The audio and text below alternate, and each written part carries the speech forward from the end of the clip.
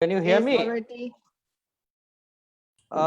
It's live Netra, now. yeah, Netra, can you hear me? Hi, Akhil. Hi. Hi. Hello, Akhil, Professor Yes. Akhil. Oh, yeah. Hello, Yeah. welcome to this, okay, this place. Okay, place.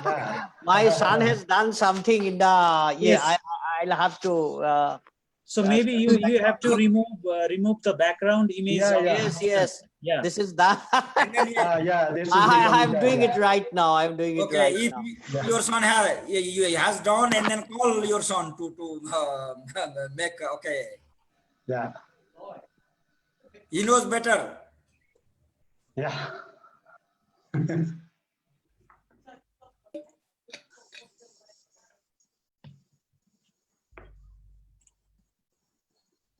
How much time do we have for each presentation?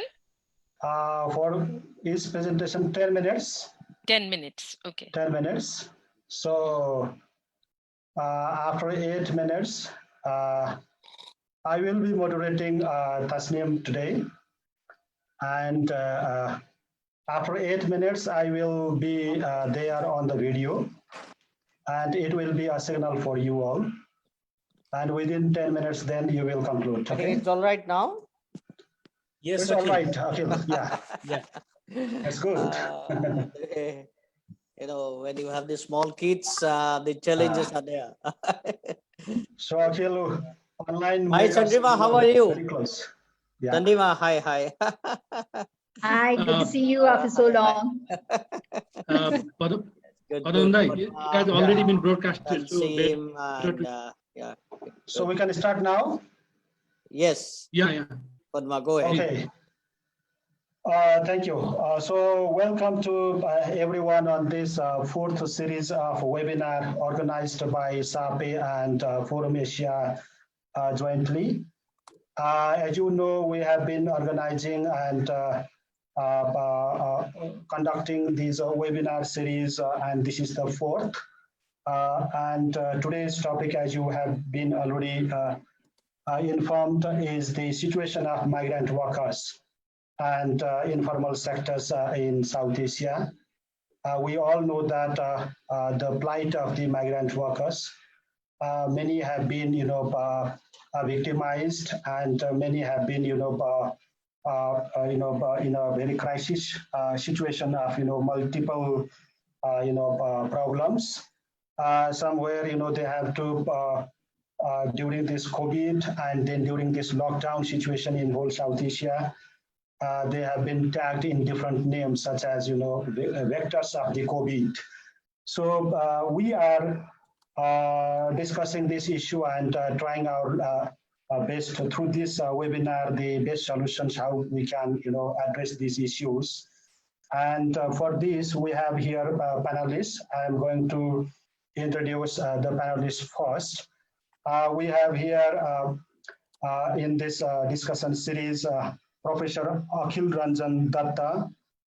Professor Akhil is, has been teaching in the Gauhati University.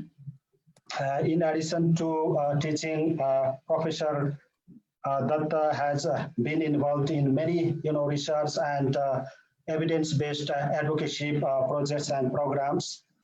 Professor Akhil is founder chairperson of Social Science Research Community, SSRC. It's a self-sponsored body formed by groups of research scholars based in Assam, North India. And Professor Akhil is also the chairperson of Brahmaputra Institute of Research and Development Board.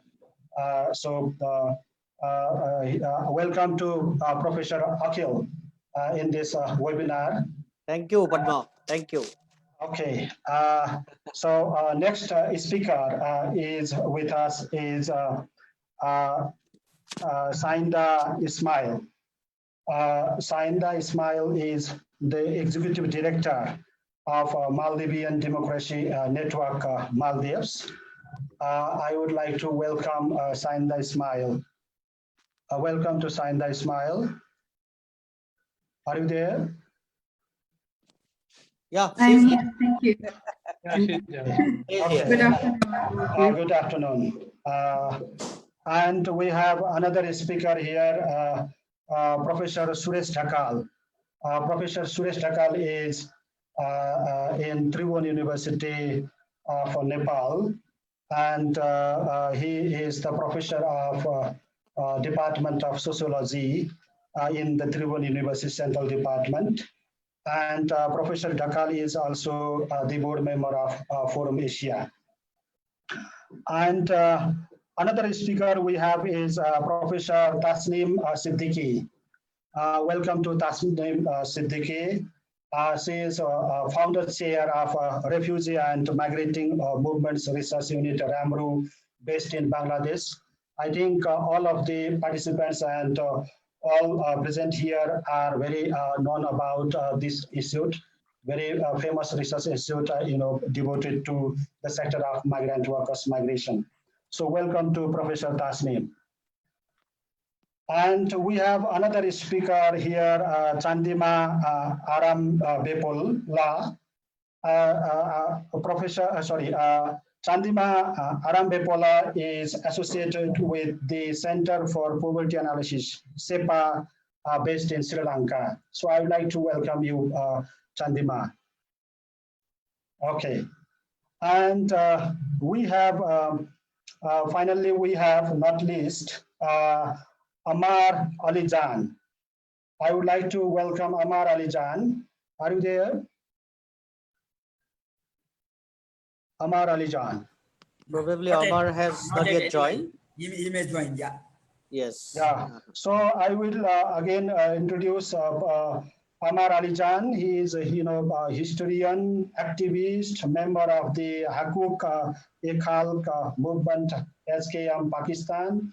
And you see, we have noted that recently Ammar Alijan has been fired from his university. He's also teaching in the university. For advocating the student union. By this way, can imagine how the situation of Pakistan is there, in terms, freedom and mobility.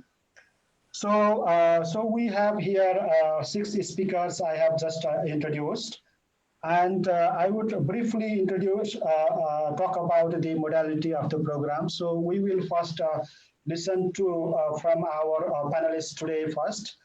And on this issue of migrant workers and informal sectors, particularly in the light of South Asia, and then we will take some questions from the participants. I would like to request all the participants, and first I would like to welcome you all also joining here. We have been very excited, for your participation here. So I would like to request you that we have here question answer box and chat box also. So whatever the questions you have, you may use these these boxes. In addition to that, after the panelists will speak on this issue, so participants can also raise your hands, and then you can put your questions, queries, or any issues to be clarified. So with this, now I would like to start, and after the queries and from the participants, and then response from the speakers, today's speakers, and then the reflection of the deliberation and closing will be made by Dr. Netra Timsina. He is the regional coordinator of SAAPE. So with this, shall we now start? So let's start with the first speaker today, with Professor Akhil Ranjan Dutta. So we have given some of the issues to be delivered in advance also, and you are Professor, you are free to use your deliveries also. So let's listen to Professor Akhil. Good afternoon, everyone. Am I audible to everybody? Before Professor Akhil, I will also slightly talk about the modality. Yes, so please, please. Try to conclude within 10 minutes. So I will, All right. I will make my video off, and then after 8 minutes, I will appear again. Okay, so it will be a signal for you. Thank you. Sorry for the disturbance. Please start. That's great. That's a very clever modality that you have developed. Thank you. Thank you. So a very good afternoon to everyone here in this webinar, and it is so inspiring to see people smiling even amidst the kind of crisis that we have been confronting. It signifies that life moves on even within the challenges that we have been confronting. I'll be trying to give a framework of analysis, not using very much statistics, but I'll be trying to focus on also drawing from some statistics being given by the government. Now, when we look at the crisis that we have been confronting, we need to understand the kind of economy that evolved over the years and decades. And without understanding that, I think we'll not be in a position to understand the crisis of migrants that we have witnessed during the COVID period. And I know that will be debated once I pronounce it, that will provoke a lot of participants here. I think the kind of crisis that we have been confronted is also outcome of the neoliberal economy that we have been pursuing, the government has been pursuing. Why have I said that? Because two things I'll say. One, if you look at the overall contribution of the government towards the GDP, that is in decline. If you look at Indian figure, for example, by 2018, Indian government's contribution towards GDP was only 13.21%. What does it mean is this, that economy is not in the hands of the government. Economy is in the hands of the private. Private, I am not necessarily meaning private only in terms of big corporate houses, big business houses. I'm also meaning the small scale industries or self-employment initiatives being undertaken by the government. Therefore, in a crisis like this, when the government contribution towards the overall GDP is only 13% or 14%, and I think the speakers from other countries will focus on their own experiences in this regard, how can we think that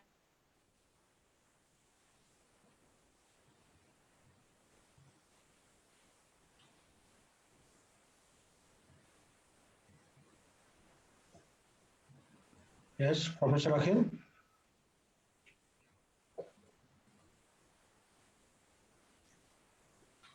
I think connection problem. I think net is down there. Net is down there, I think. Yeah. Okay. So maybe he lost his connection. So he will resume, I think. After he comes back, we'll request him again. So we'll start with the second speaker. So I would like to request Shahindha Ismail for highlighting, Maldivian issues on, migrant workers. So, Shahindha, Yep. Are you ready? Okay. Yes, I am. Please. I hope everyone can hear me. Yeah. Okay. Well, thank you very much for inviting me to speak here. I will start with a more recent, some information on more recent events, and then try to move back to the background, because otherwise I don't think it will make sense. We had a change in government in the Maldives in 2018, in November.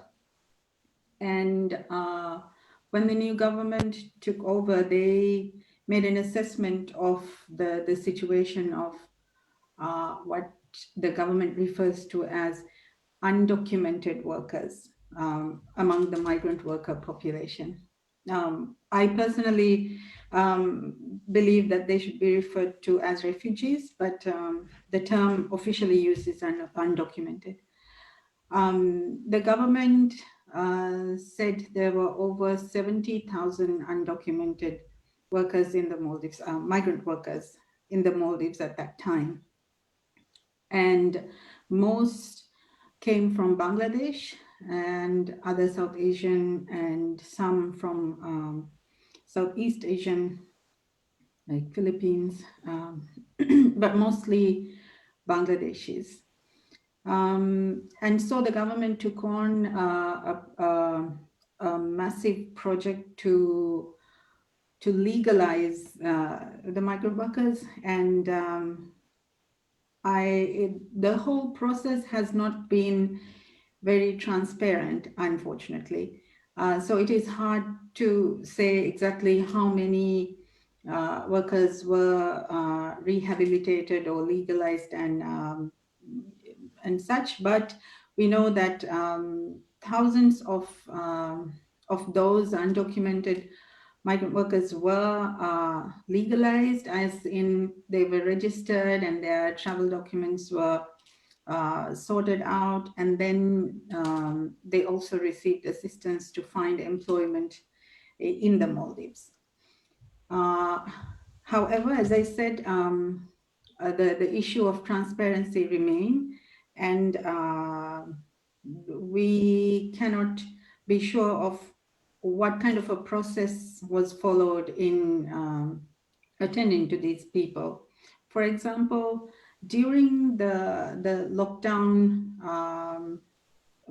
in the COVID-19 crisis in the Maldives, we just lifted the lockdown. Over 3,000 migrant workers were sent back to their homes. It's mainly to Bangladesh and to India. And this is very worrying because due to the lack of transparency, we don't know again what process was followed. And for example, we don't know whether they were afforded compensation for the struggles they have faced while in the Maldives. We don't know whether they consented to being sent back, because we are aware that especially from South Asian countries, when migrant workers come into the Maldives for employment, they have to pay hefty fees to travel agents or employment agents, and on both ends, in their home country as well as in the Maldives. And I am pretty sure that they have to bear the travel costs as well. So we don't know if any of this process was followed, and media reports over a few consecutive days showed that at least over 3,000 people were sent back. And then going back to earlier days, Maldives has had this problem of ill treatment to migrant workers, especially those from South Asia, and especially Bangladeshi workers. And over the past 10 or 12 years, we have actually tried to reach out to the Bangladeshi government based in the Maldives at the embassies about improving the situation of Bangladeshi workers in Maldives, and sadly there was no response. So quickly, to give you a background, the Maldives does not have a minimum wage, not for Maldivians, not for migrants. So this is a very big problem. And then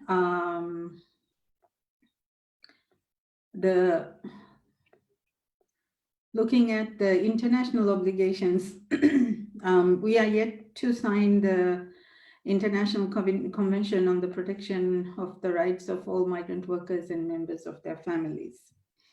Now, having such a large population of migrant workers, so, a lot of them with their families, it is very important that Maldives sign it. But civil society has been pushing government after government to sign the convention, but it has not happened yet.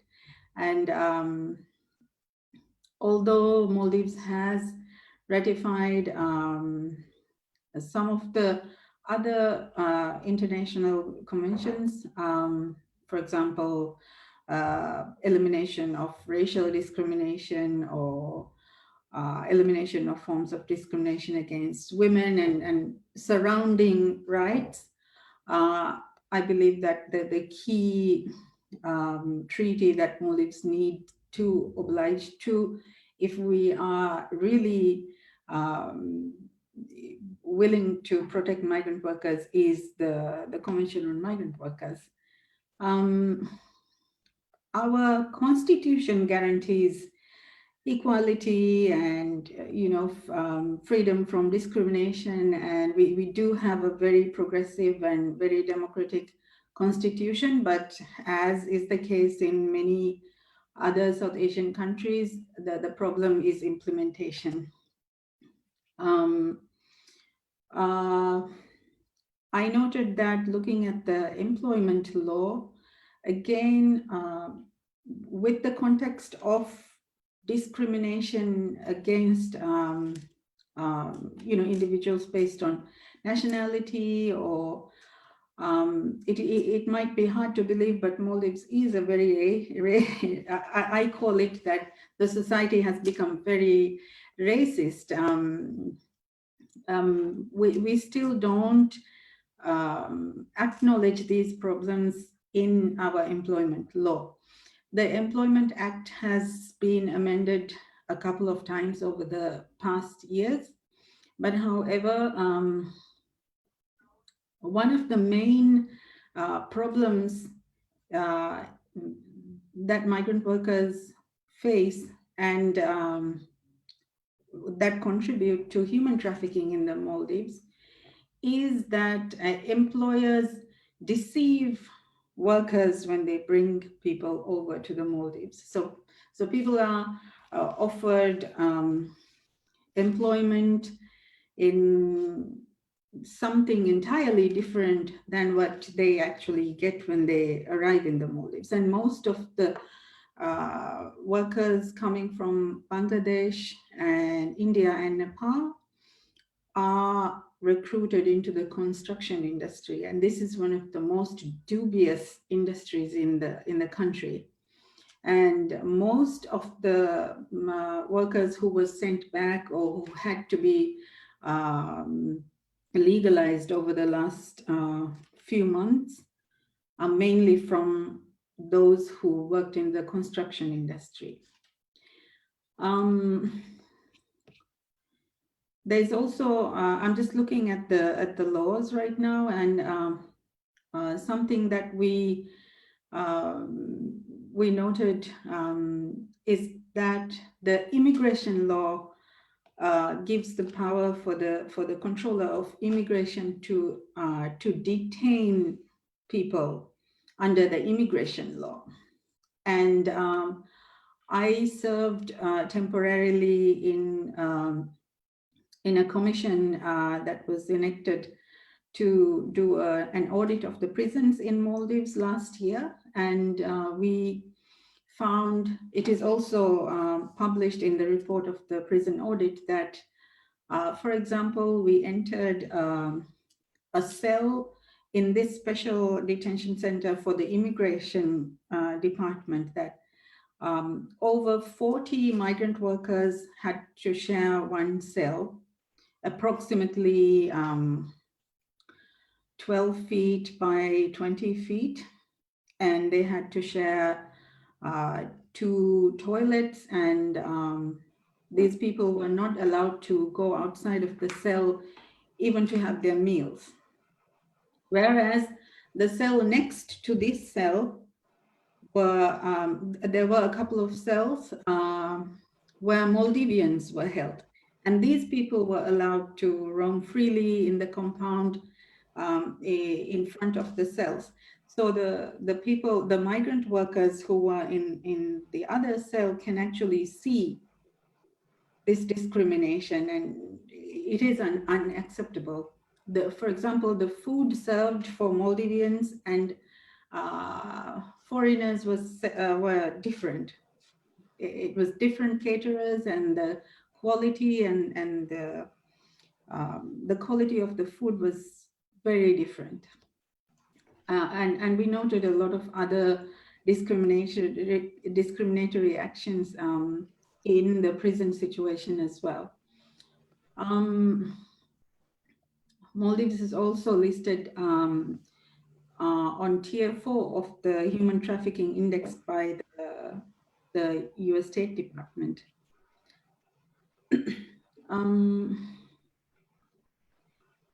I think we also need to address the fact that Maldives as a society has become very xenophobic, especially towards Bangladeshis. And this is something that human rights defenders and civil society organizations have been trying to address. And we receive very vicious backlash when we try to speak about xenophobia in the Maldives.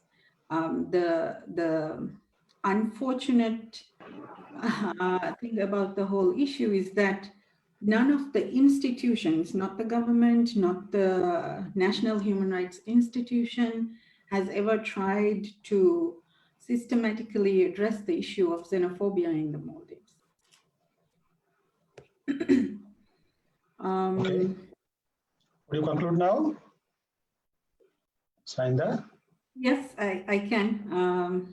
I might add some if there are questions. But to conclude, I think that considering the heavy load in terms of dealing with the issue of migrant workers that the current government was faced with, or that the current government inherited a year ago, I think there have been efforts that no other government has taken so far in the Maldives. But I think that the efforts being taken can be improved. And I think that the Maldives need to, the government need to be more familiar with the international obligations and the human rights perspective of how migrant workers must be treated with. And I think that this is a huge gap that we need to close in the Maldives. I think the government can also learn from other countries in how refugees' situation can be controlled or improved. And it is not something that the Maldivian government can do alone. So I think they need to cooperate with other governments and civil society and listen to human rights defenders when we talk about the rights of migrant workers. Thank you. Thank you, Shahindha. Thank you very much for making critical assessment of the situation of migrant workers in Maldives. We came to know that many are undocumented situation undocumented situation, and the process for legalization you have highlighted, but you have very said that the process is not that much transparent. Okay, so definitely our participants may ask you some more questions, queries, and then you will again have a chance to respond to them also. So Akhil has now resumed again due to the network problem. He has already said here, we have already came to know. So he has already started, Professor Akhil, so you can now resume. Akhilji. Yeah, so I'm extremely sorry that, I had to disturb you because the internet was disconnected. So I'm extremely sorry for that, but I don't have any control over that. So I could listen midway to Shahindha. So I'm not going to address the issues that she has raised. I was telling that we need to understand that the contribution of the government to the GDP is very low, and it is happening almost throughout South Asian countries. Although in Europe and other places, this is very high. For example, in France, it is 55.6%, European countries 45.8%, UK 39.3%, and so on and so forth. What I'm suggesting is that in a diverse country like India, where the government contribution is as low as 13% or 14%, whatever could be the promises being made by the government, they will not be in a position to deal with such a challenge, emanated from COVID, particularly for the informal workers. And now look at the informal size of the informal workers. Out of the total population, 50% are in the labor force. And out of that, if you go to the statistics, it's around 461 million workers who are in the informal sector, which constitutes around 80%. The number will be 370 million or so on and so forth. But we need to remember that now informalization is also happening in the formal sector. If you look at the industries, if you look at the government offices, everywhere. And if you take it together, it will be around 90% or 92%. So this is the second. The third thing we need to understand that majority of the informal workers are in the agriculture sector. Now in agriculture, around 50% of the total employment is absorbed by agriculture. But the contribution of the agriculture to the GDP is only 15% or 16% or 70%, which is in decline. So given this situation, people are already under distress, and therefore migration appears to be the only solution. Therefore, in India, you find huge number of population from one part of the country to the other part of the country are moving. I'm not talking about the external migrants, I'm talking about the internal migrants. We do not have this size. There have been some statistics which say that it will be around 65 million, maybe more than that, 70 million migrants, interstate migrants, forget about inter-district migrants and so on and so forth.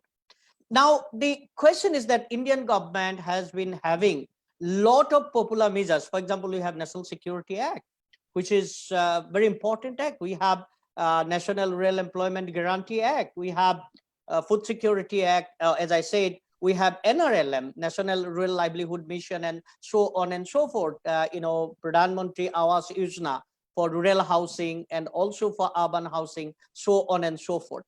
But India has 33 provinces, 33 states, including the union territories. Now, the point here to be noted is this, that under this federal arrangement, the national laws are implemented by the provincial government, and the provincial governments or the states are the nodal agencies.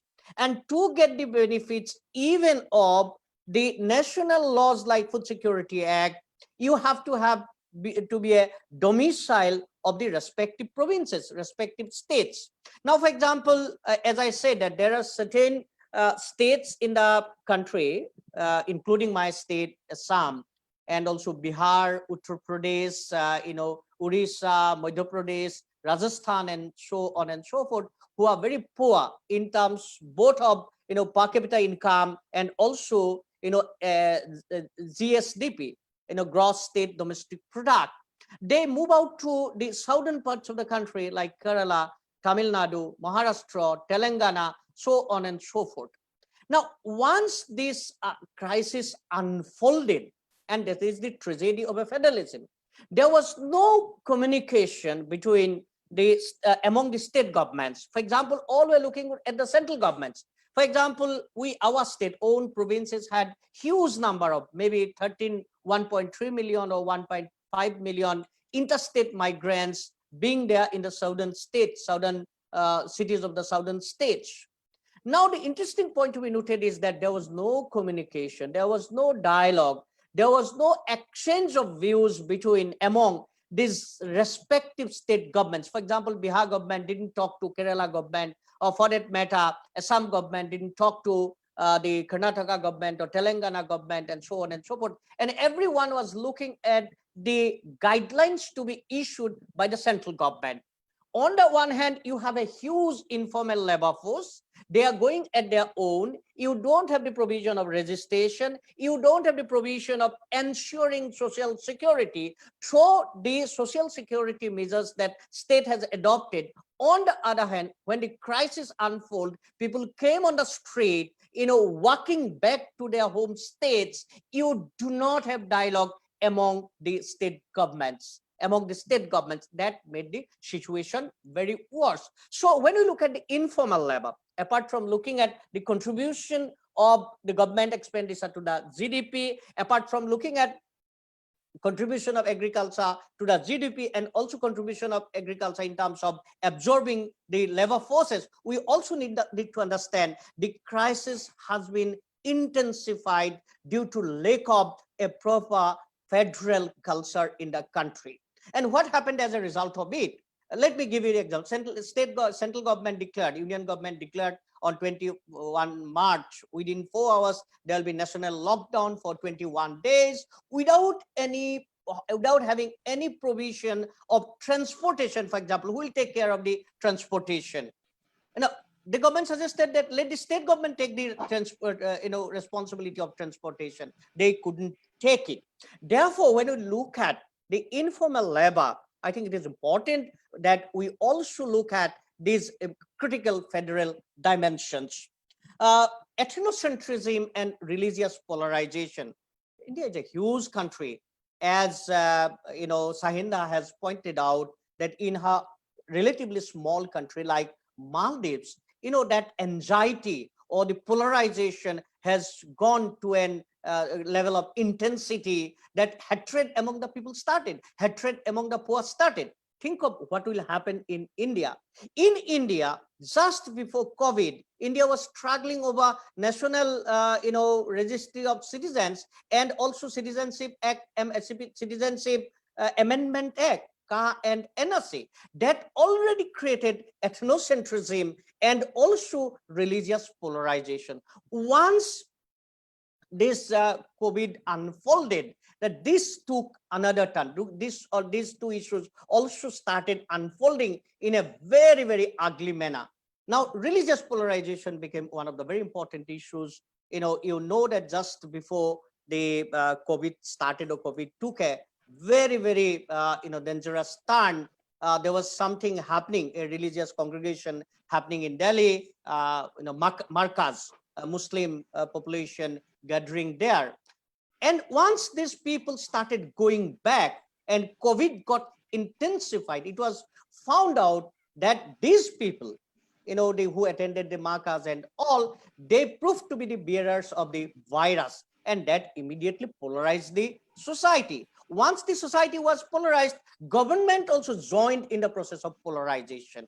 All this made the preparation for, bringing about a situation, bringing about security through which you can struggle with, struggle against COVID, has also got weakened.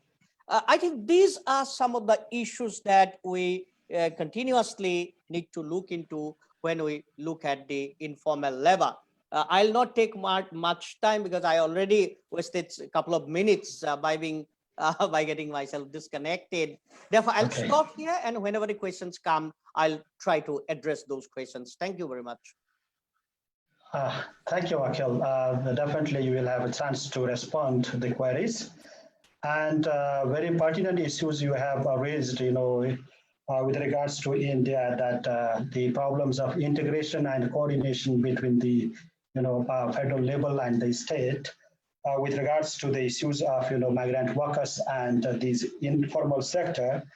And I think this is also the case of other South Asian countries. The gaps that we have identified would be also the issue in whole South Asia. And the proper federal culture, that you have highlighted is the major problem, and other so many issues.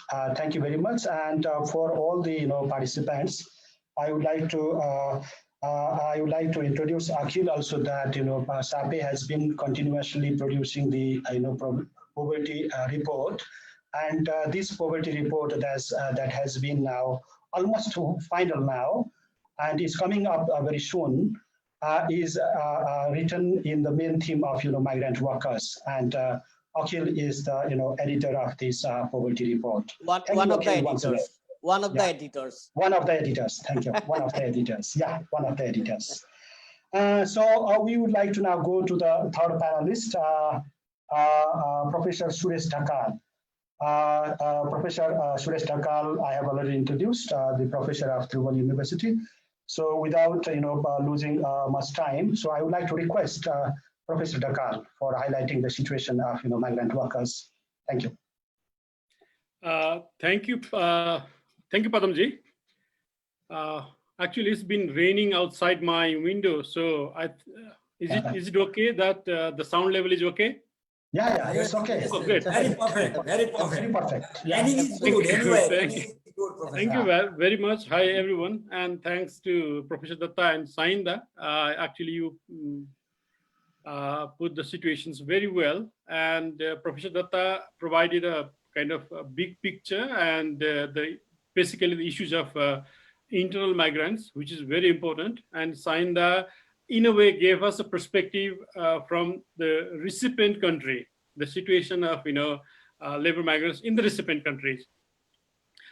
So I don't know where to start with, but I'll briefly talk about the situation of Nepali labor migrants at present, and then I may be able to answer some of the questions, the set of questions that you have actually put forward there. Well, as we know, the international labor migrations or trans-border migration is a reality of the time. So we can actually, analyze it with the different perspectives. There are lots of theoretical models also to analyze these perspectives, and you have a kind of epistemological positions also. The basic thing is in South Asia, migrant workers try to escape their marginality and vulnerability for sure, and left their homes and families to make their life better, their future better, but landed in more risky and vulnerable situations. This is the kind of fact that we have to deal with, and that is the reality. Nepal is a kind of I won't say in a very perfect case study or worst case to study about the labor migrants, because more than 50% of youths of the productive age are as working outside the country as a labor migrants. So if you count the total population, it would make like 1/3 of the total population of the country. So that's very kind of pathetic situations for me, or for health of economic health of any country, right? And definitely there is the issue of internal migrants also. So that has become more visible during this pandemic period. So if you ask about the government statistics, the government sources says that there are 4 million people have received the permission to go to the different countries, like 110 countries as laborers. And a very interesting point, Shahindha had raised the undocumented cases. So the same government sources says that there are more than or around 3 million labor migrants spread all over 175 countries who managed to cross the border without the government permissions. Therefore, they are undocumented cases, meaning they are invisible to the government authorities, you see. So now you can imagine the tensions of such invisible populations at this situation of pandemic. I'll try to touch upon that later on if time permits. And so those 7 million international labor migrants exclude the labor migrants in India. There are more than 2 million there is, I mean, it's a very rough estimations. Some people say that there are 4 to 4.5 million Nepali laborers working in India, but some of the government sources says that there are more than 2 million labor migrants in India.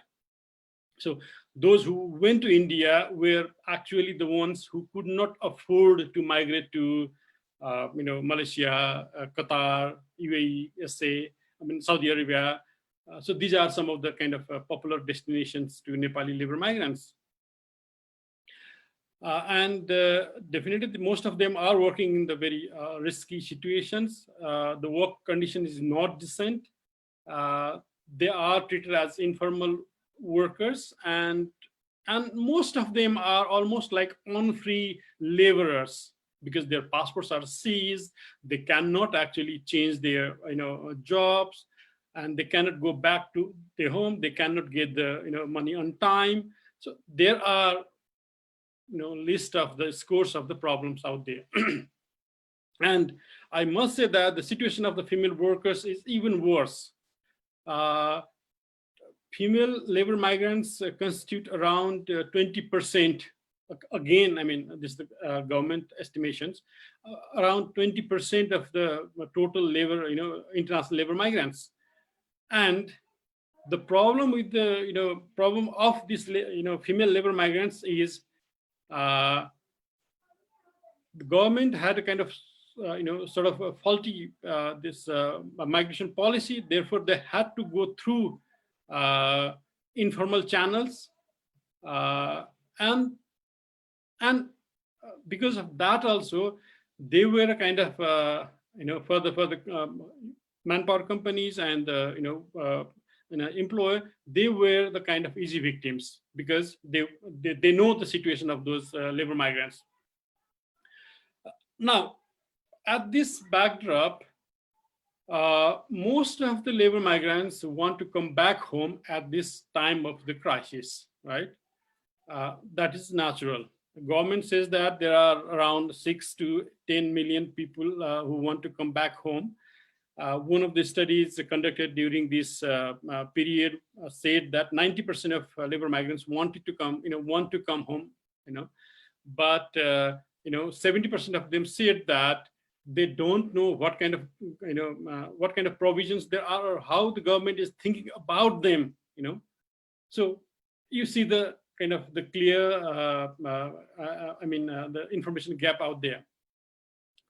And let me actually briefly talk about this internal labor migrants, migrants also.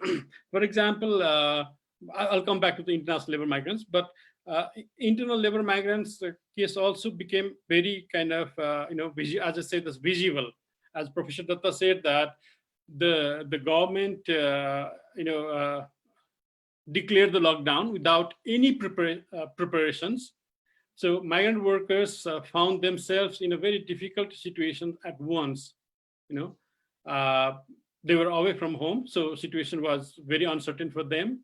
Nobody knew what was going to happen next, and the contractors, disappeared and did disconnect themselves, and literally there was no government for them at that point. And unfortunately, the host communities in the project areas were treating them as the untouchables. As Professor Dutta mentioned earlier, that due to for me actually being a student of anthropology, by the way, I'm with the Department of Anthropology, not with the Department of Sociology at TU. So being a student of anthropology, that we have seen that, the negative implications of the social distancing for generations, for centuries. So now we actually adopted the social distancing, term as such, and that actually helped to create a new form of racism or casteism in Nepal also.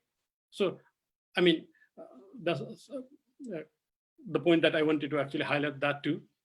So these migrant workers had to walk hundreds of kilometers, some even with the barefoots, and often with one-time meal. Now you imagine.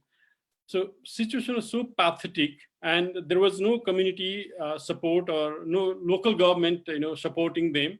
except a few cases of individual politicians who supported them with the transport after they arrived in Kathmandu. Labor migrants in India actually faced even a worse situations, and sad thing that happened to them is like when they were coming to home, their own government, that means the Nepal's government, our government, did not allow them to enter into their own home, their own country. So it was the gross violation of the basic fundamental citizens' rights, And since your own government is not taking any responsibility, why should the government on the other side of the border, treat them humanly? That was such a demoralizing, dehumanizing situations then there. Those labor migrants had to, live through. And definitely the labor migrants in the third countries, suddenly found themselves in, this kind of, situations, which they never had imagined of. So very helpless, they were kind of as if agencyless, in terms of the capability. So the government here at home and the diplomatic missions in the respective countries did not respond adequately to their situations on time, which is actually apparent out there. And tens of thousands of them were thrown out of their jobs, could not fly back to home, could not even buy the tickets for themselves. There were some provisions that either the company or the the recipient countries or the government actually managed the flight,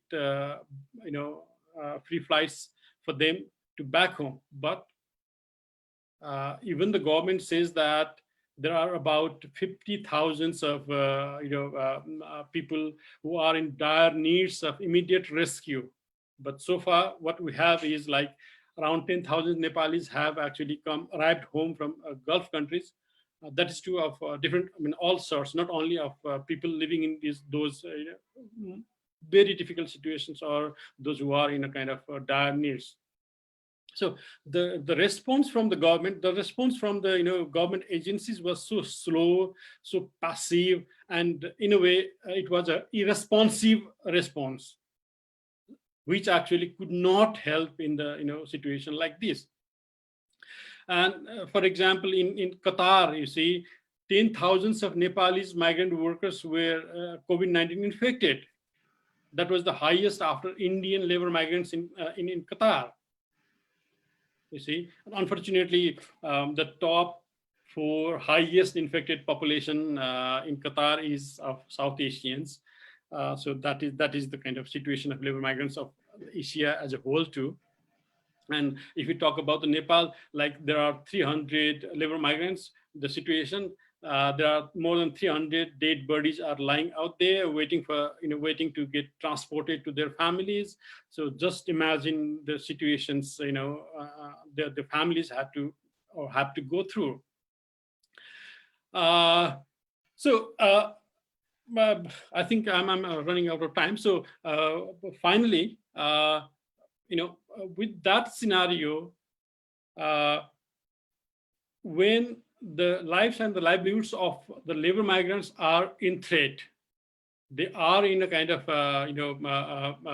in the verge of collapse, then any state, including, I'm talking about the Nepali state, but any state should take the, first responsibility to rescue them, right?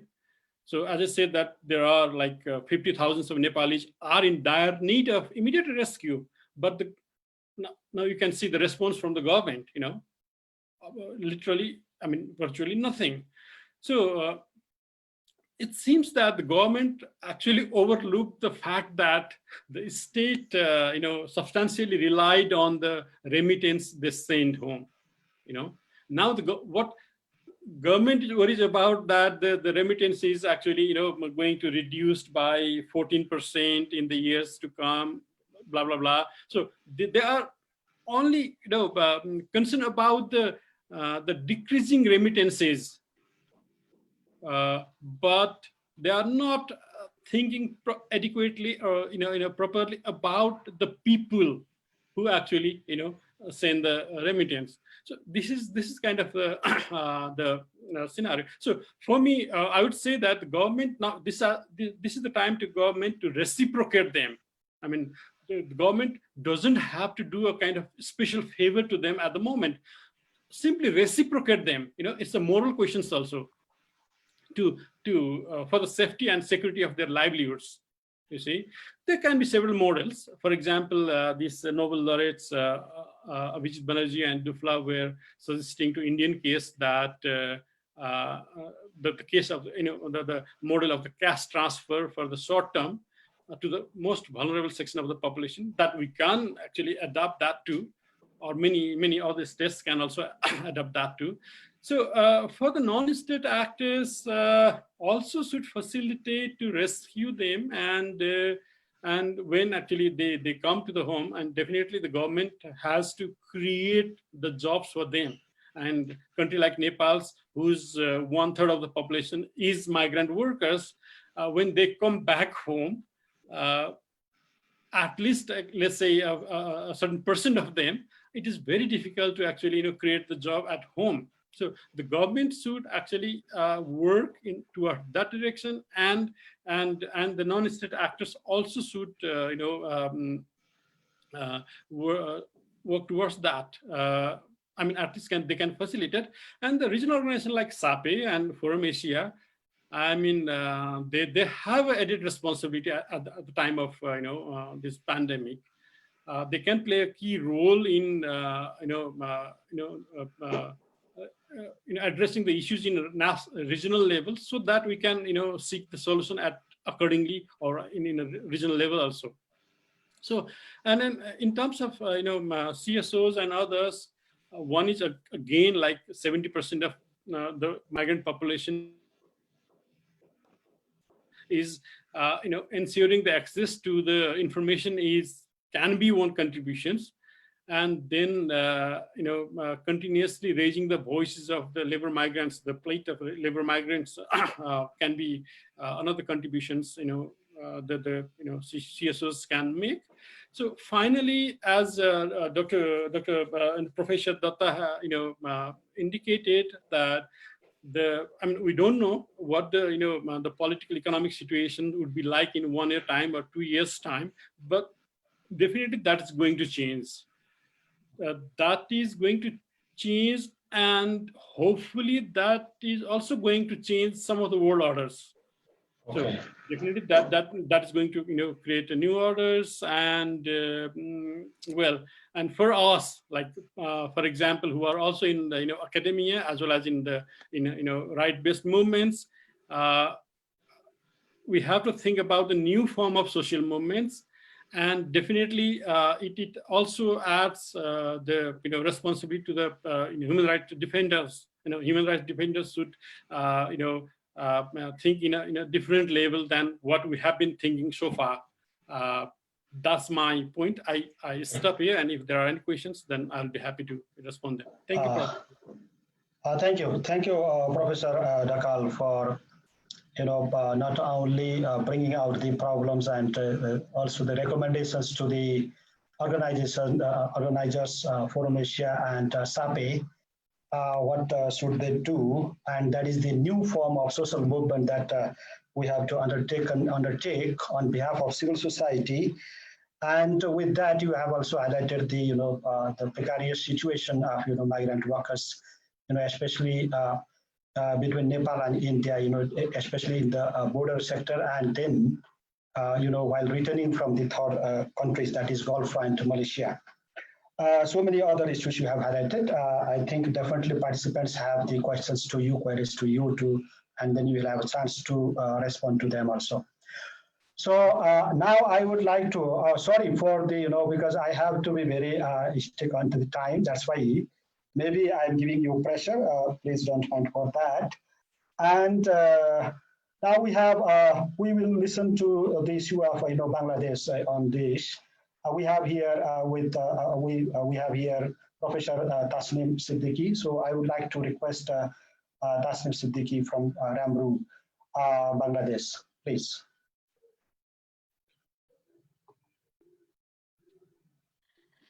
Thank you, everyone. I think when I was listening to others' presentation, there are many things which are common, but in my presentation, I'll try to concentrate on one particular aspect of this whole COVID-19 pandemic, and that is the arbitrary return of Bangladeshi migrants and their unpaid dues. And we have all along heard from Western academics that globalization has created employment for those who have been, missed out earlier. So employment, international as well as national employment, is an outcome of globalization, from where poor and backward communities can also benefit. But COVID-19 is showing us the other face of globalization. And of course, violation of rights is perpetual. However, during crisis situation, it becomes more pronounced. Like, remember the situation during Iraq-Kuwait war, or global financial crisis, or SARS, or Arab Spring. All the time, it is the migrant who bear disproportionately the brunt of any crisis. So experience of COVID again demonstrates for all the countries that migrants bear the crisis disproportionately more than other population. And infection rate generally is higher than locals. Death rate is higher than local. Discriminating in accessing health service is another aspect, and xenophobia and other things we have already discussed. So Bangladesh context, if we go into, you can see that at uh, you know 1,106 Bangladeshis died in 19 countries due to COVID. And then again, there are many things related, many aspects, what government is doing, what negotiation, how it is being negotiated in the countries of destination. I'm not going into those issues. I'll concentrate into three issues. That is how Bangladeshi migrants are facing COVID in some of the destination countries, and the experience of forced return, and again, settlement of dues before return. I'll concentrate on these three issues only. Methodology, here I'm talking with the experience of 50 migrants who have just recently returned in June. Actually, we have a program of providing emergency support, and some of those whom we provided support when they came back. Support means just helping them to go to their origin, because they don't have any money or anything. So just food support and conveyance to go to their village. So those people, later we interviewed 50 of them, and its limitation is it's only male migrant we could interview, and it is a non-representative sort of understanding. It's just to develop the understanding about the whole situation.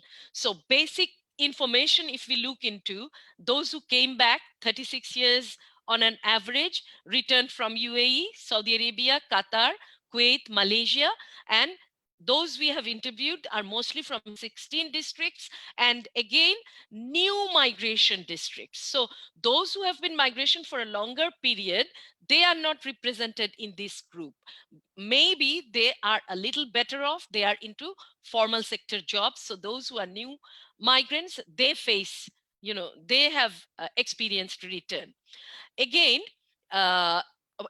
if we just quickly look through their professions, only few steel factory, plastic factory, electrician, carpenter, only few of them. Mainly those who are in companies, they are cleaning companies, construction farms. But then again, we can't call them, although these are all formal sectors, but we can call them formal sector workers, because they actually are hired by subcontractors, and those subcontractors never have any sort of proper documentation for their work, job contract, everything. So, and others, those who are employed, if you see, vendors, shopkeepers, cleaners, cigarette stall sort of selling, porters, this type of, even just money transfer, these are the things. Next one, please. So if we now experience of COVID, I'll quickly go through experience of COVID when they are, like you see, those who are in formal sector initially didn't have to go to work and partially paid. But those who are in the cleaning sector, although at the bottom, but they had to continue to work, their security and other things, if you think, was not an issue when it came to cleaning the city or cleaning the roads and other things. So again, they didn't get full payment, they received partial payment, some of them even not yet paid. And then again, what are the other hardship? Many of them lost job, and then partial or non-payment, some had to venture out of, like, disobeying the lockout to secure food. Like, they were very much in food sort of a shortage in the country of destination. I have few case studies. You can later read them, and then you will see how vivid they are in their description. Then how, when job lost, although there is a lockout, but then they started taking job into nearby shops, and then and even only at iftar they were paid food, given food, but they continued to seek informal job just to survive. Now next thing is, why did they return? These people, they returned. Why did they return? Why returned? You will see the next slide that 78% of them were picked up from public places, detained, and forcibly returned. 1/10 returned voluntarily, mostly that is from Malaysia. And then 6% came on leave, and again employer sponsored return for security reason, which is like they have very good relationship with employers, and that is also from Malaysia. But these are only 50 cases, so in percentage term, don't think these, just for understanding I put this figure. And then why returned? When you ask them, like, explain your experience of return, and what they're saying, I was returning from work after finishing my shift. White clothed police stopped me. I produced all my papers, yet detained and finally sent to detention center, and later to Bangladesh. Now, there are other case studies also, like one person just didn't have anything to eat for a few days, went standing in front of a tea stall so that if he can have some food, and then all of a sudden police came, everyone flew, that person couldn't flew, he was taken as the tea stall owner, and then he was arrested. He showed his paper, but then police didn't leave him. Now, treatment in jail, I think this is also another very important issue. Treatment in jail, if you look into, on an average, these interviewees were detained for 20 days. 20 days on an average. But then if you think, some detained for 28 days, some detained for 11 days, but then you can see all of them were picked up to send them back to Bangladesh. Although many of them had document, many had them valid visa, even for 22 months, another 22 months. But even they have connected with their employers, but then nothing changed. They had to stay back in the detention center. And then I think already we were hearing how is their situation in the detention centers and the jail and those places. Now, just see, only a few said that no, I didn't have much problem in jail, but then other narrated dehumanizing treatment. Many were subjected to beating, because if they wanted to talk that please, take my papers, see, I have valid document, but why were you out during, lockout? So that's why we are taking you. But then again, later, they were being ready. Negotiation was taking with the government of Bangladesh for sending them back. 2 to 3 people sharing one bed. When you talk about, I think we have already heard in Maldives case, and these particular cases are in Dubai and Saudi Arabia. In the detention camps, they are all crammed, maybe in where they had bed, 3% in single beds, and continuously many of the beds there. Most of these them stay in one pair of clothes because they were picked up. They didn't have a chance to take any of their clothes, and they had to wear same clothes. And one person, if you go through the case studies, you will see that saying that I had to wear a cellophane packet and then take my shower, because it's an open shower and open toilet, means you're sharing, and then putting on the same cloth bag again. And they wouldn't let us to bring our stuff from our, whatever is there in my place is there. And we were in the detention centers. So these are the case studies, and I think later you can go through them, because 10 minutes since I have. But I really cried when I heard this one person saying, I was picked up, kept under the open sky, and then scorching sun in the day, and at night it's cold, and I wasn't even given a blanket. So, and then I was shifted to a detention camp, but here we stayed for quite a few days. Now, let us think of return journey. Return journey, all their stuff were kept, mobile, money they had in the pocket. At the initial stage, they were taken by police, and some heard that these things were used in sending them back, and some other heard that they don't have any news about what happened to their money, what they had with themselves.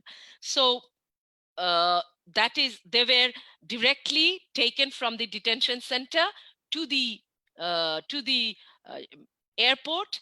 And one person was saying that I was working in a steel mill, and I was ready to go to Bangladesh for my daughter's wedding.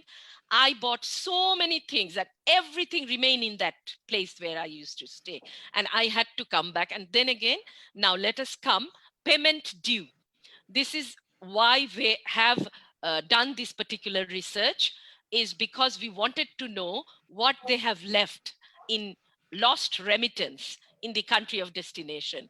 And you see that 26% returnees do not have any outstanding payment due. Maybe many of them were on free visa, so they were not employed by anyone. So they were cleared. Then 74% had left behind a significant amount of resources in destination countries while returning. And these are substantial majority are unpaid wages. In addition, cases were reported where migrant lost money as they gave loan to friends of other countries, paid for visa renewal, and this is what we call it, and theft by law enforcers. So all this money, if you think, you can now conclude, Tasneem. Yes, sorry. yes, Yeah. I'll Okay. It's already there. So 175 Bangladeshi taka each would will have to have, and then like this due payment. After that, please go to the conclusion, and I have a few recommendations after this. Yes, these are recommendations for international. Let's go to the Bangladesh recommendation. I think after this. yes, I would like to come here. And then what we are seeing, that there is a lacking of documentation of migrant workers' grievances who are coming back. And I think in the South Asian context, we should all get together and develop a mechanism of, documenting the grievances of the migrants who were sent back arbitrarily. And then a registration process has to follow before they are sent back, and missions should take their role. And and then these are others I can say later. Thank you. Yeah, thank you. Thank you, Tasneem. Very interesting, research-based presentations you made on behalf of, RMMRU. And definitely very, pertinent issues with regards to not only of Bangladesh. So the case study I really liked, I think all participants enjoyed it, mainly the detention center issues, and then, the dehumanizing situation of the, the sectors that faced by the migrant workers there. Unfortunately, we could not, listen and get it, thoroughly. But definitely, participants have been asking for the, paper of this also. Definitely, you will send it and we will circulate it also. Thank you. Thank you once again. And so next presentation we are going to make from, Sri Lanka. On behalf of SAAPE, we have Chandima Arambepola. So I would like to request you, please, Chandima. Thank you. I hope everyone can hear me. Apologies for the background noise, though I have a feeling that there'll be a bit of noise from the traffic on the road. I do feel that this is quite an opportune moment, because we have heard from a destination country, but also from countries where, such as Nepal and Bangladesh, that are sending, in comparison to Sri Lanka, large number of migrant workers abroad. But in response to the questions that are, part of this conversation, I wish I had the kind of qualitative and quantitative survey that has been done, which is amazing to get that kind of knowledge and first-hand information, which really adds to our own understanding of what migrant workers are currently going through. In the context of Sri Lanka, I mean, the numbers, you might say, why do you even worry? Because the numbers for external migrant workers are we have on average about 200,000 people leaving the country every year. But the problem is something I think we all need to acknowledge, is the lack of data or verifiable numbers. So we are saying that so in Sri Lanka, the estimates vary between 600,000 to 2 million migrant workers. And this in itself is problematic, because we don't know where they are spread and what kind of needs there are, especially in terms of a context where there is an emergency. And this has been one of the major issues that we have seen over the last few months, especially with regard to trying to see who needs to be repatriated. And what I want to emphasize is that with the government of Sri Lanka, and this was mentioned before also, the fact that sending countries tend to be very reactive in its responses, whether it was during the Gulf War or during the other that were mentioned before, during the SARS, that we are not prepared to actually look at this stock of migrant workers as citizens of a country. So one of the bigger issues that we had was that in Sri Lanka, when the airport was closed at the end of March, there really was no plan in terms of how we were going to respond to the needs of the migrant workers. I do acknowledge that there was some kind of mobilization from the respective high commissions or the embassies in the destination countries, trying to reach out to people and give them food. But it's also a matter of, how can an embassy or a high commission reach out to such massive countries, because the migrant workers are also spread? And how do you then also account for the fact that these migrant workers are not registered, probably with the embassy? So in that sense, I think we really failed in ensuring the health and safety of migrant workers. In terms of numbers, again, it's extremely difficult to get any kind of transparency with regard to the data. So far, we know that 23 migrant workers have died That's the official number. But it is also this question about, even within the state structures, who is taking responsibility for Sri Lankan citizens living abroad. From the information that we know right now, there are about 40,000 workers who are willing to come back and who have asked for repatriation. I found it very interesting that Shahindha mentioned that Maldives was sending people to India and Bangladesh. But from a Sri Lankan perspective, we were also wondering why our government is not doing enough to repatriate workers from Maldives. So you see both ends of in the ends of the spectrum, I guess, because Shahindha is worried about the responses that the Maldivian government is taking with regard to the migrant workers. And Sri Lanka is worried. From our perspective, we are worried as to why migrant workers are not being repatriated. So far, the government response has been to prioritize student, young people who hold student visas, to bring them back as opposed to the migrant workers. And I think the tensions for once is also becoming much more visible through social media. This, I think, I would attribute to the fact that migrant workers are now mostly male, whereas before from Sri Lanka it was mostly female.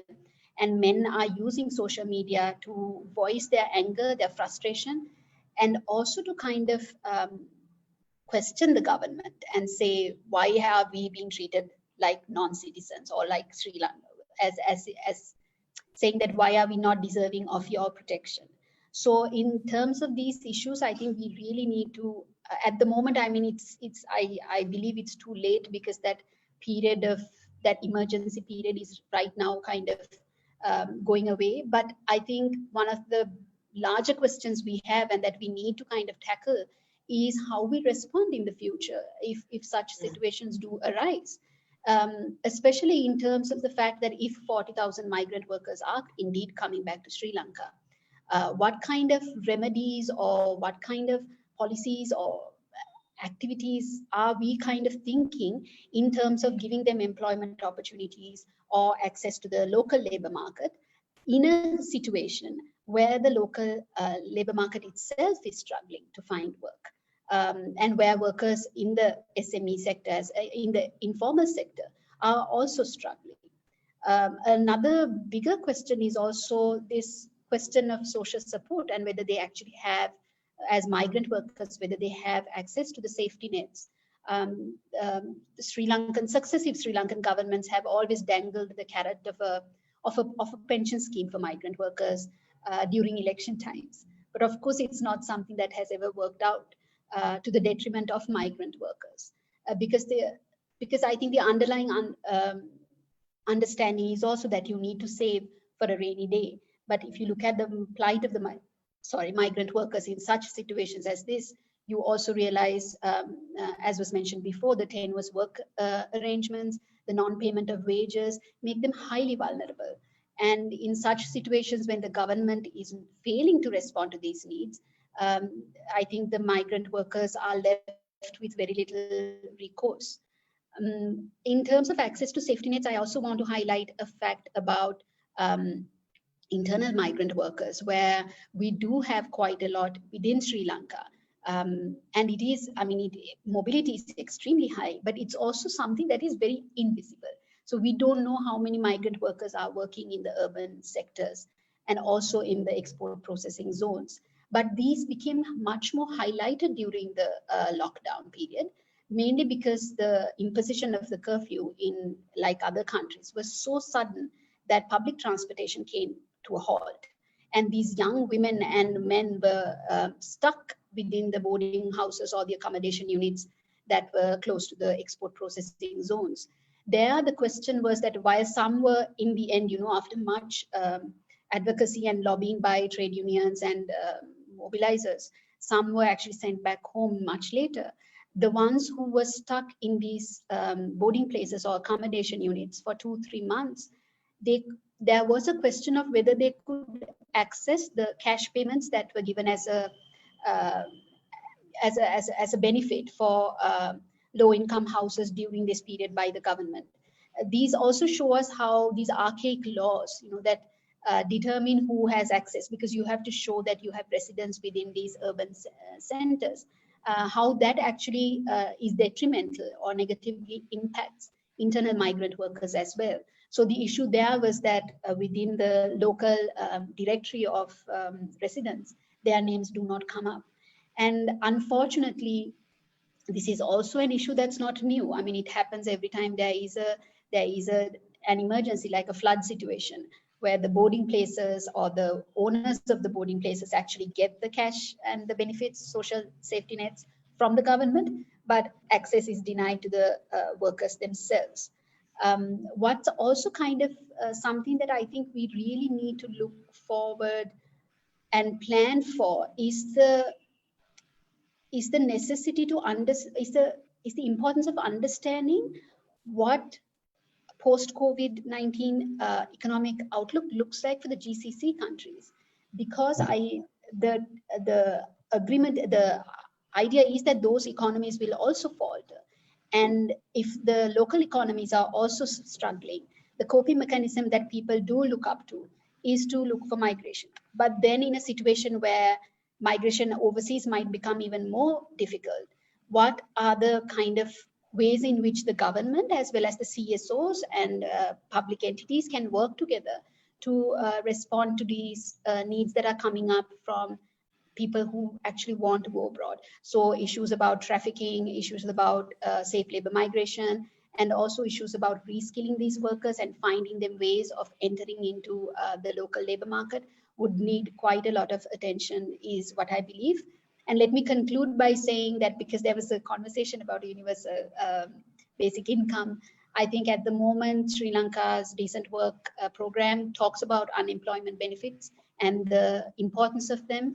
And perhaps at this point, the emphasis should be placed on at least looking at introducing some form of unemployment benefits, so that this does help the informal sector workers as well as migrant workers. Thank you. Thank you very much, Chandima, for raising so many issues, very practical, and then based on that ground reality, touching upon the issues of the hotspots type of planning of the government, especially in relation to transportation, and then the problems faced by the women, children there. I think this is very the genuine issues in whole South Asia, that due to the lack of proper planning in this time, migrant workers are really facing the situation while repatriating from the different parts of the countries. Thank you very much. You will have again chance to respond in a few minutes. Next, we have a very community speaker, Ammar Ali Jan. Ammar Ali, I think he is in here in the panelist here. Ammar Ali, are you there?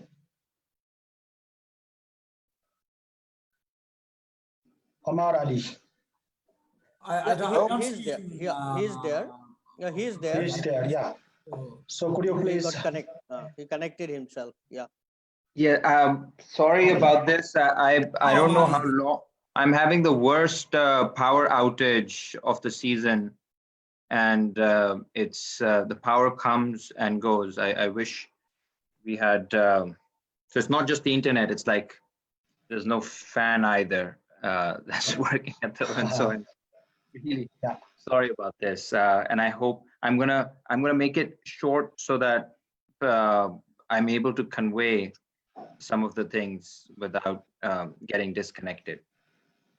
So basically, I will mostly like to point out the kinds of the kind of situation that existed prior to COVID, and how that situation was further complicated by this crisis. I did hear some of the things that were said by Akhil Saab and Tasneem Saiba. And the situation in Pakistan has been quite was quite similar in terms of the informal sector, and more than 70% of the labor is in the informal sector. and less than 2% is unionized. So the power of labor, the bargaining power of labor is very, very weak. And on top of that, because of the contractual system that we had, third-party contractors, we were already in a situation in 2017, 18, 19, where when people were not being paid or were being fired, nobody was able to take responsibility of these workers. We were not sure whether these were factory workers, whether the third-party contractor was employing them, or whether the government was taking responsibility. So you really have this workforce which is abandoned, and it's, we call it sovereignty without responsibility. Like there's an abdication of responsibility from all sides, and the case, and when you go to court, there's always the difficulty is to prove whose responsibility it is. And there needs to be more legislation regarding this situation. There's one Supreme Court judgment which says that anybody who's working in a particular place is a responsibility of the owners. So the employers will be held accountable where the workers are working, even if they're technically hired by third-party officials. So coming back to the situation in 2018-19, because of the precarious situation of the economy when this new government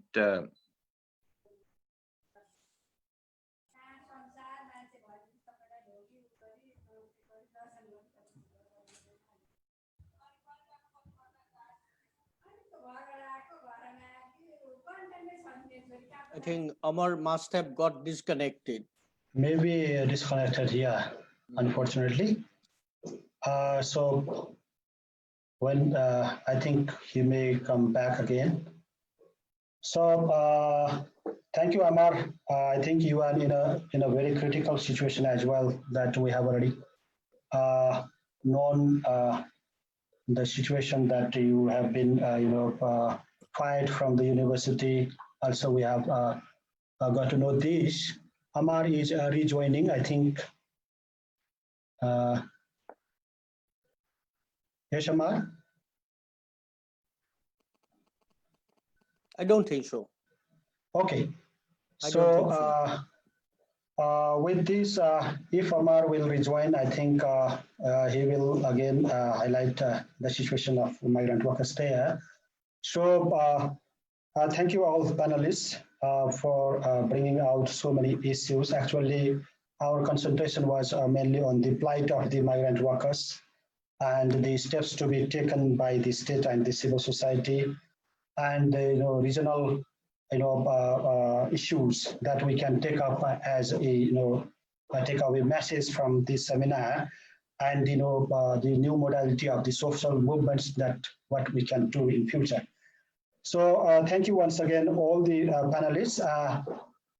So now I would like to just check the chat box if any queries have already been put forth here. I think so all the participants are welcome for the your queries, questions to the specific panelists, or in general the issues that you can also contribute.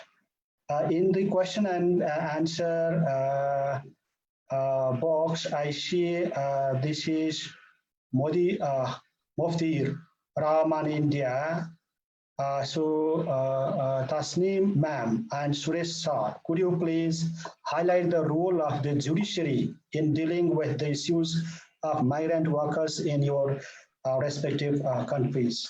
So this question is specific to Tasneem and Suresh Dhakal. And so dear attendees, you can also raise your hands in using the the facility. I had seen 1-2 hands already raised. I think Mahendra Raj Joshi from western part of Nepal. So if Mahendra, you may you can put your queries in the chat box also, or you can also ask, you can put your queries, I think, because we are running out of time. I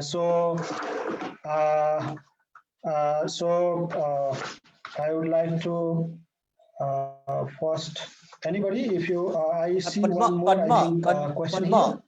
Padma, Please. may I suggest Yeah. one thing? Padma, may I suggest one thing? Yeah, please, Yeah. please. So can you allow at least 2 minutes time to every speaker, either to respond to the queries which comes, or otherwise also certain points which have not been touched upon, so that they can complement. Yeah. Yeah, thank you, Akhil. 2 minutes time. I have already allocated, but not yet to reveal that. Thank you very much. Thank you for that. So I will shortly just check, and otherwise you can more compliment or respond to these questions. Okay. I think in the chat box, these are the issues. Some of the friends have asked here, why not the chat? Why the chat is not visible?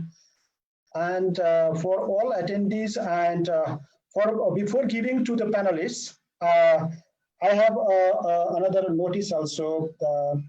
We have here from Forum Asia, Elan Cho has put there the monthly e-newsletter link on behalf of Forum Asia. Forum Asia publishes e-newsletter every month, so you can sign up for that also. This is the notice for all the attendees, including panelists as well.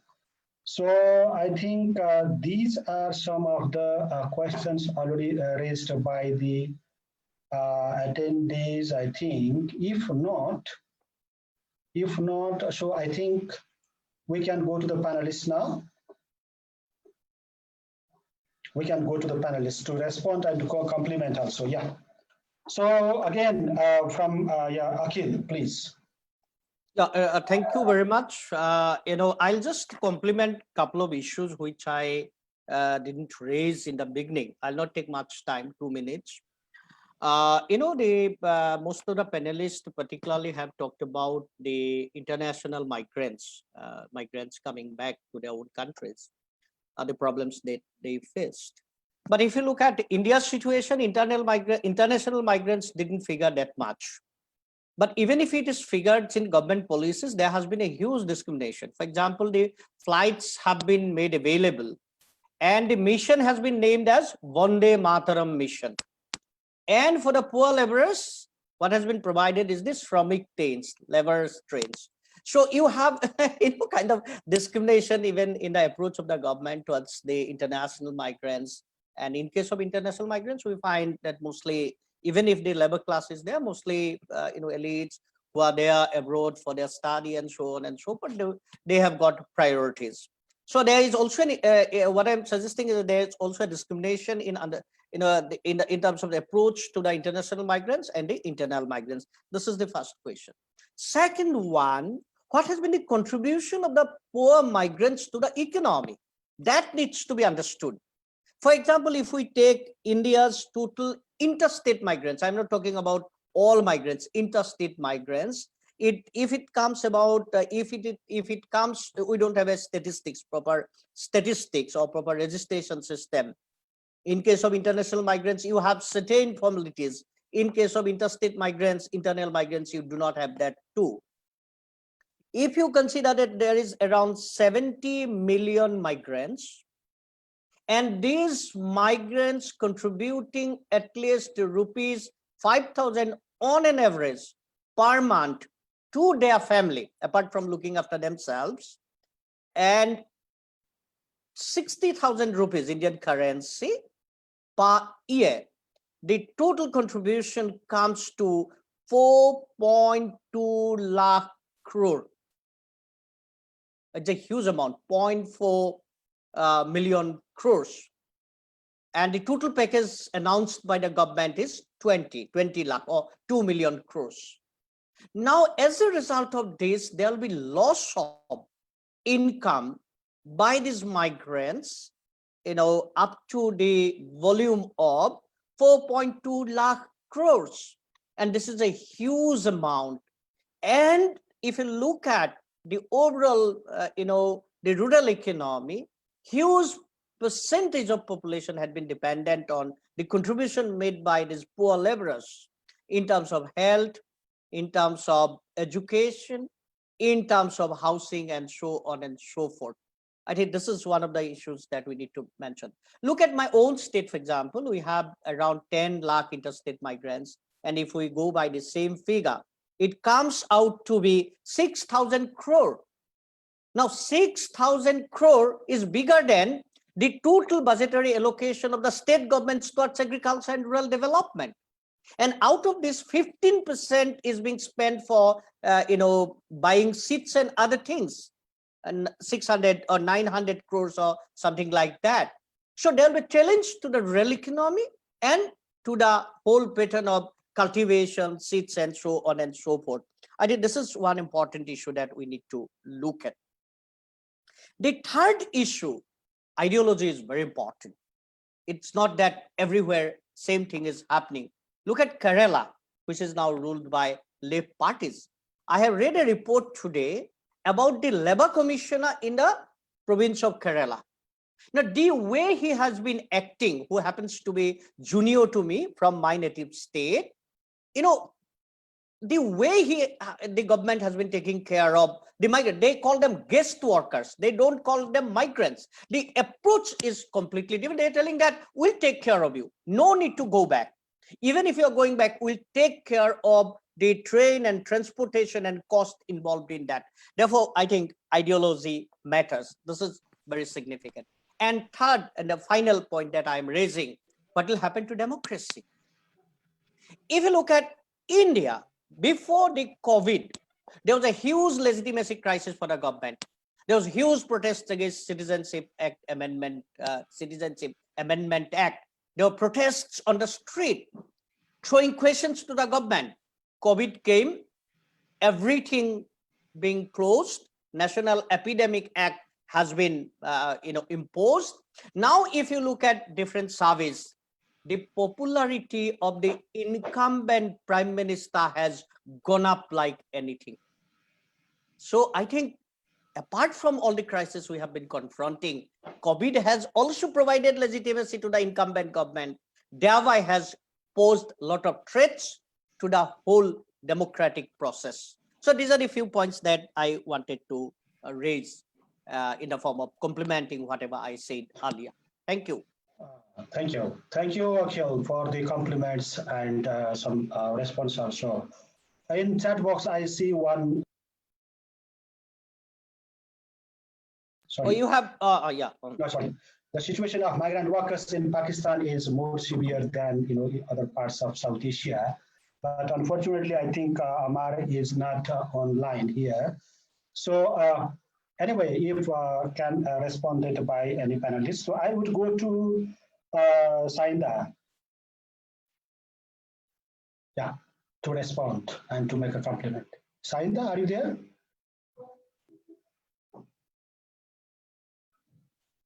Shahindha. I think she is not online here. So let's go to Suresh. Suresh Dhakal, yeah, please.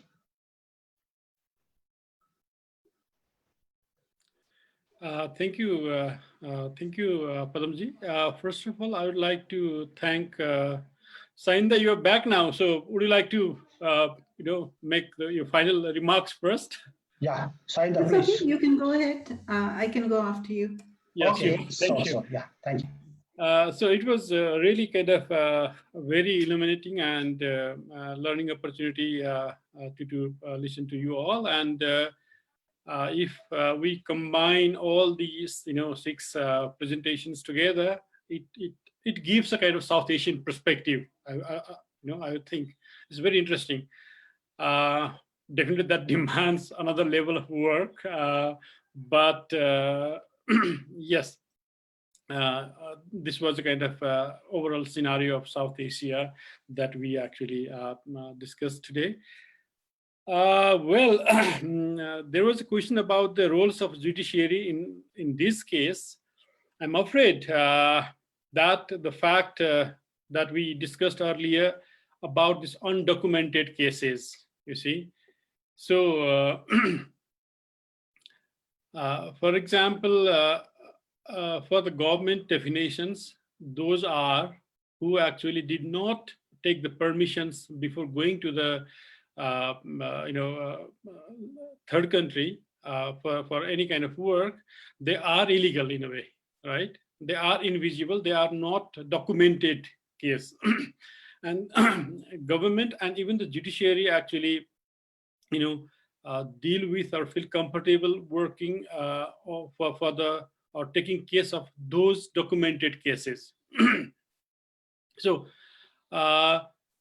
and they also do not get benefit. For example, those who have to go to the labor migration, they have to deposit some money in the board, this foreign employment board, and which is supposed to be invested in the benefit of welfare of the labor migrants. And there is a huge chunk of money deposited there, but the people here are questioning that where has those money gone? Where I mean, government is so slow in responding to the responding to the situations of the labor migrants. So, and they also do not get the benefits. So my the problem here is that manpower company, what we call it is manpower company, the suppliers, the agent who actually manage to sell the laborers, they are so powerful, and there has been several cases that they have cheated the migrants. They have actually done several kind of illegal or illegal works. For example, they promised one thing here, but in the destinations the situation is something else. The company is different, the working conditions is different, and even the wage is so low. The Nepali laborers already get the lowest in the in the GCC. I mean, in the Gulf countries also, you see, in compared to other countries in South Asia. So, but the problem is that those manpower companies are so powerful. They even fund the political parties and leaders. So the nexus of between these the manpower and the political parties, at least a few leaders in the party, in all party, in fact, I mean, the major parties. So that has made the the situations very complicated in case of Nepal. So judiciary has a very and the laborers themselves cannot take all the responsibility to file the case and hire the lawyers and fight their case. So there are few. I mean, I'm not saying that they don't exist, but there are few organizations and right-based organizations and support agencies who have been providing such support to take the judiciary services for their case. But judiciary itself is not that been effective in dealing with these cases. This is my observations. I mean, definitely I have not done any such studies or research, or I don't have any particular data, but based on my observations, judiciary is I mean, not that visible in dealing this kind of cases, because the cases rarely actually reach to the judiciaries or under the jurisdiction of the judiciaries.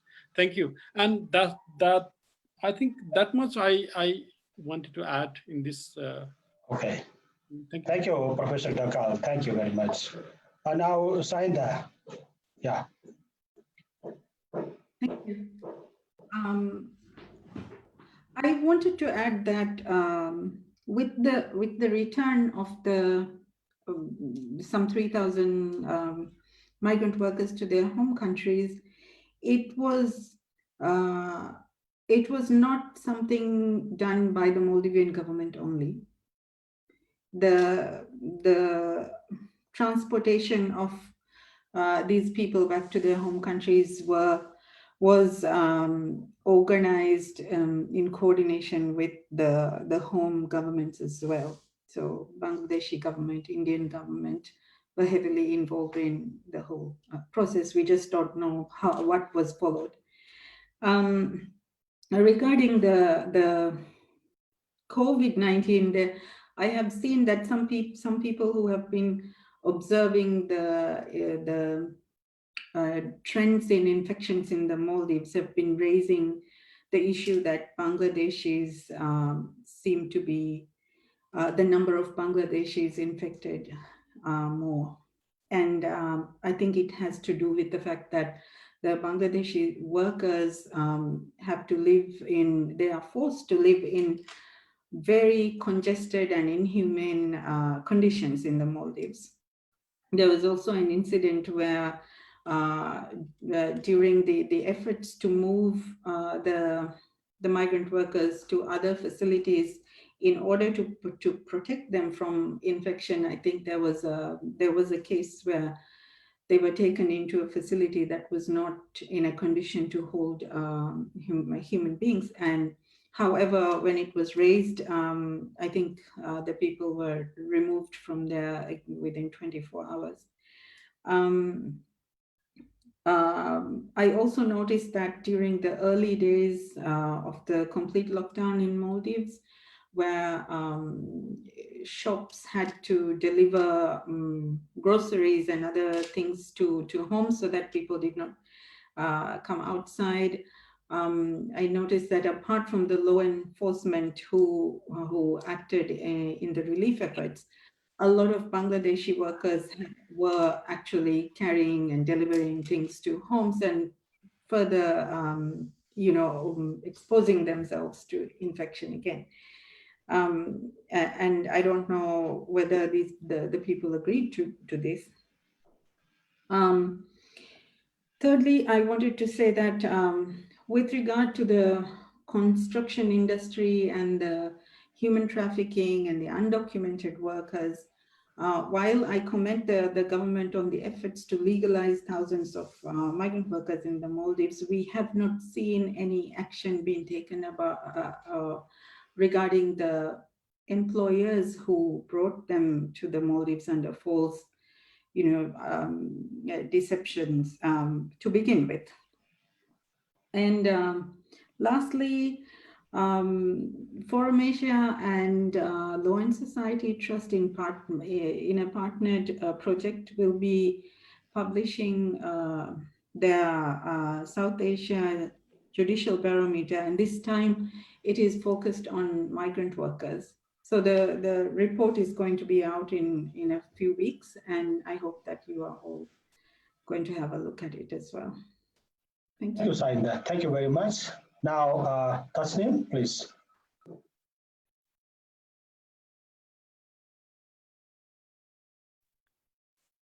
Thank you. I think the first question is about judiciary. We have a law that was framed in 2013, but under that very little cases have been filed. We tried to file cases on our own, but then again, the delay in procedure is so long that, migrants are not interested to use judiciary. That's why RMMRU, our organization, now we have innovated a new method, that is mediation. At the grassroots level, we mediate with those who have cheated and in the country origin, and recruiting agencies with the migrants. So that is local level mediation takes place, but judiciary is not involved, although the law is there, but not very many cases are solved. Cases remain unsolved. Then few, I think, recommendations I'll quickly give.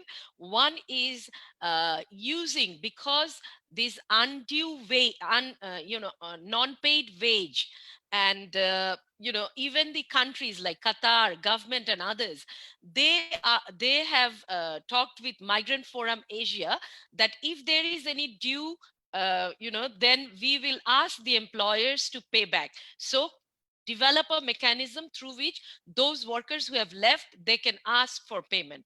So that's where I think multilateralism is very important. And Colombo process, if we use and try all the countries together to ask for these due wages, then it will be, the migrants, it will be good for the migrants. And then the other thing is a common guideline. We, all the South Asian countries, can prepare a common guidelines about how to treat the migrants during crisis situation. And in that case, in 2016, the document was prepared, Migrant in Countries of Crisis.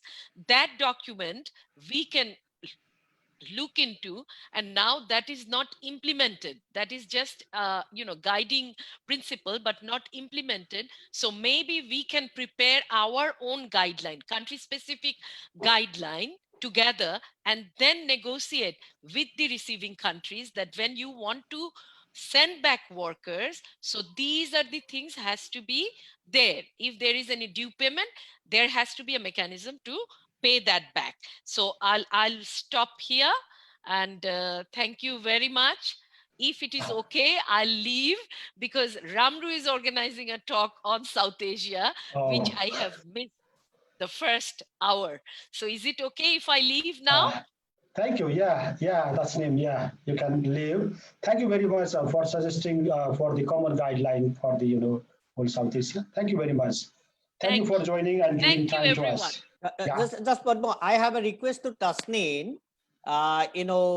We SSRC, as has been mentioned by Padma, we have also been taking some initiatives. We'll be very happy to get connected with you. Request in advance.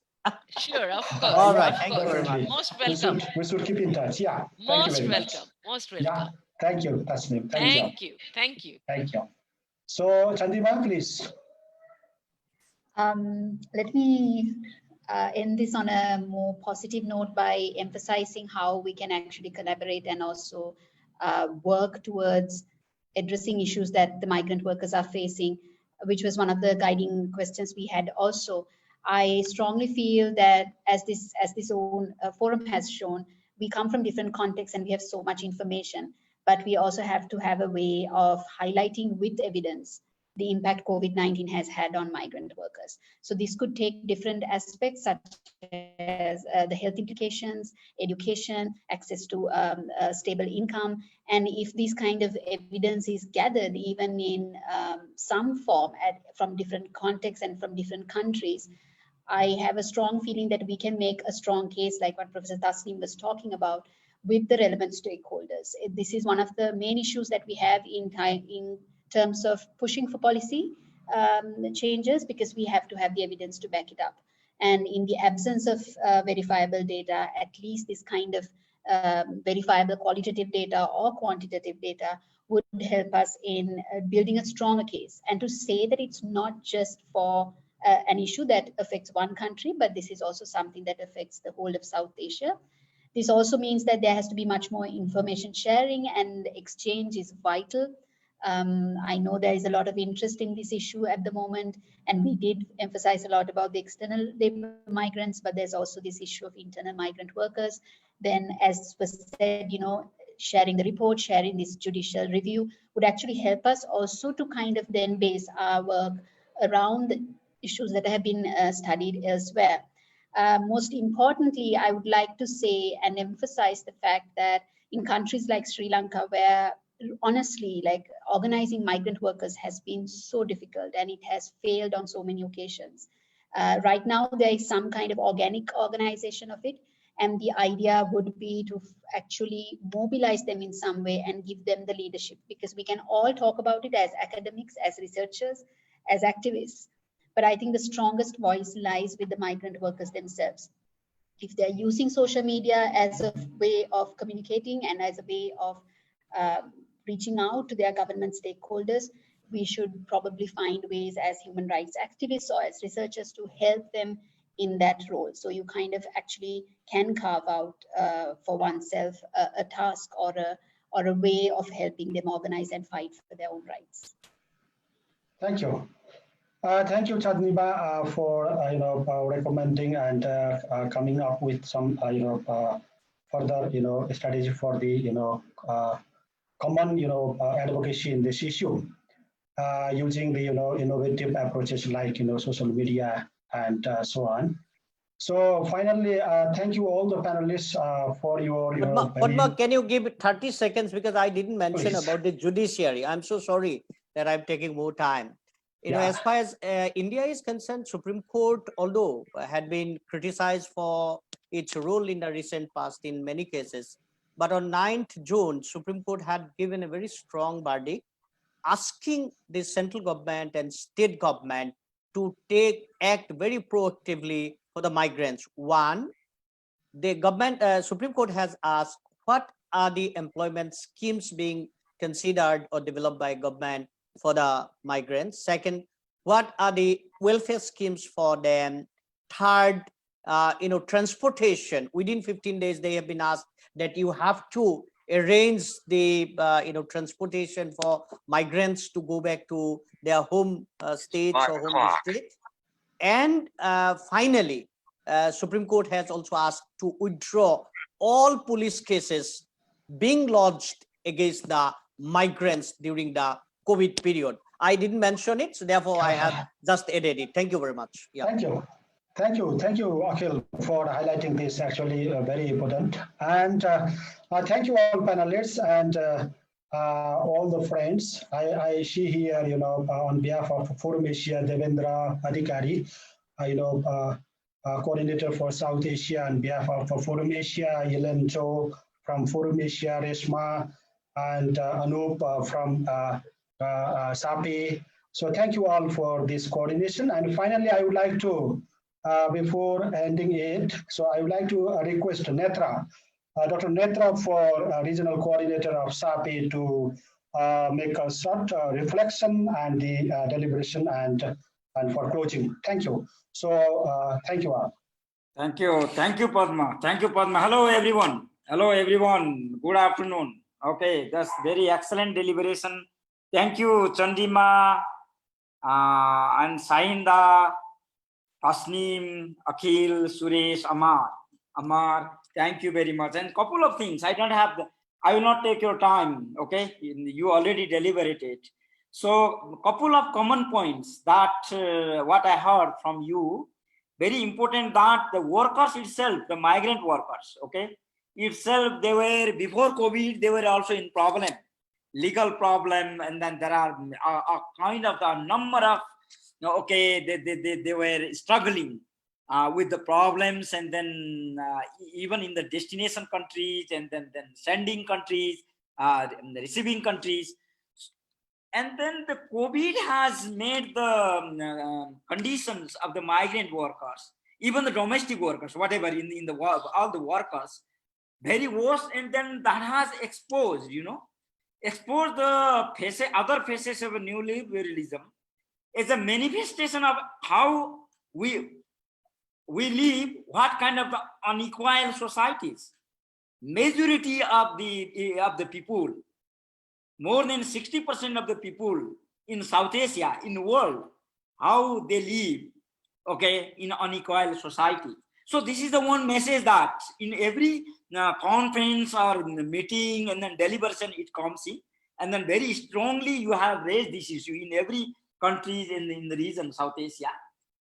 And then workers are considered as a vector of the COVID, as an enemy of the communities and societies, and they were threatened, they were expelled from the even the street, and then they were what, cracked down in the railway. Okay, how what is called the story is the very miserable story we have. Because they are the victimized because of the basic things they don't have, they don't have. That is the no place to live, safe live for sleep, no food, safe food, no health services. That's why they are victimized. And then if you see in Nepal, every day most of the, in every way, most of the COVID contracted people are the migrant workers who are coming, no? Who are coming from their workplaces. So the one message that today's deliberation is that we have a role as an academician, as a citizen, as an activist, as some kind of the organization, okay, as a researchers, whatever role we have, okay, as a South Asians, as a respective country citizen, we have a role to make a government, state accountable, to defend the rights of the migrants workers and then workers, poor and marginalized. So thank you very much. Thank you very much for participating, and then all the participants, those who you come across, okay, spend more than 2 hours to this webinar. Thank you very much. And then we will keep your comments and then your suggestions, and then we will also produce a report, and that will be put into the blog of the SAAPE and Forum Asia. So thank you very much, everyone. Thank you, Netra ji. Thank you very much. Okay. Thank you, everyone. Bye-bye. Thank you very much. Thank you. Thank you. Great. So it has come to an end now. Yeah, it is come. Yeah, it is come to end. Yeah, seems that it is going on. Anyway, Maldives, we are very near because we are looking at the visible with the Shahindha, and then Sri Lanka, we are also visible with Chandima. Okay, and then India is very close by. So Bangladesh, Pakistan. So Netra ji, thank you very much for bringing all these people together.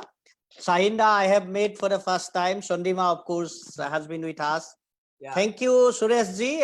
Probably I didn't meet, but then great to see you and great to listen to you. Yes, it was an opportunity. So this means that we continue this kind of relationships. Exactly. And We'll keep on. Yeah. Thank you very much. And thanks to Netra ji and Padam ji, yeah, for all these efforts. Thank you. Thank you very much. Thank you. Yeah. okay. Thank you. Bye. Bye-bye. Bye-bye.